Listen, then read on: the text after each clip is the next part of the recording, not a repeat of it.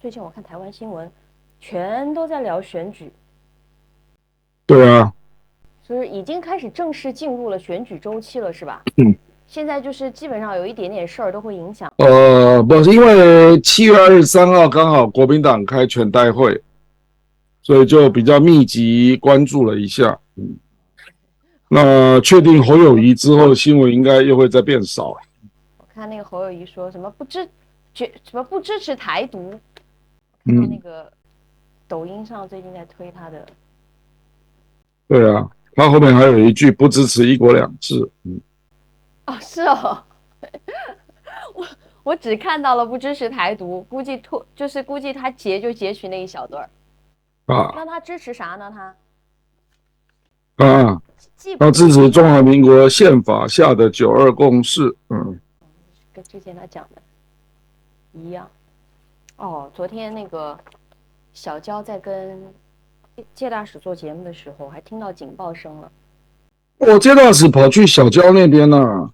怎么跑去小娇那边？他一直都在跟小娇做节目啊，周一。哦，OK OK，然后结果刚好防空警报是不是？对，刚好防空警报响了，然后小娇问我是什么，我说汉光演习。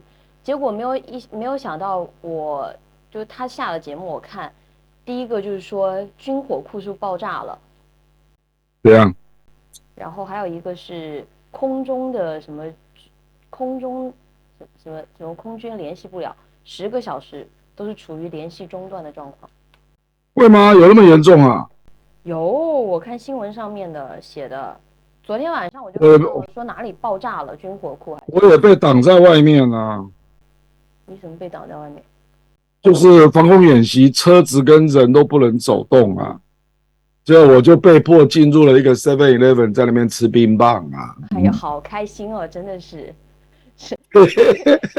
还有刚开始是被迫挡在外面，然后就是哎呀被迫吃了根冰棒，说的好像很幸运的样子，其实内心很窃喜。下午的时候是吧？下午1点半到2点30分钟。哦，你刚好做完观点去对对嘉年华对对对。的路上，中央政治局的会议的那个经济方面的，您有看吗？我看了啊。你有仔细研读吗？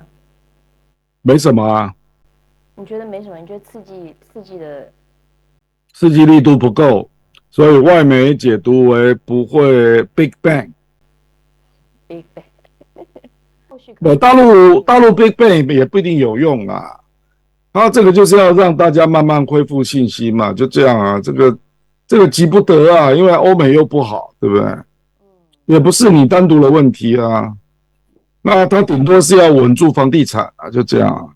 我看4月份政治局会议跟7月份刚好就把那个房子不是用来嗯，房子是用来住，不是用来炒的。然后这次刚好就把这句话给删了。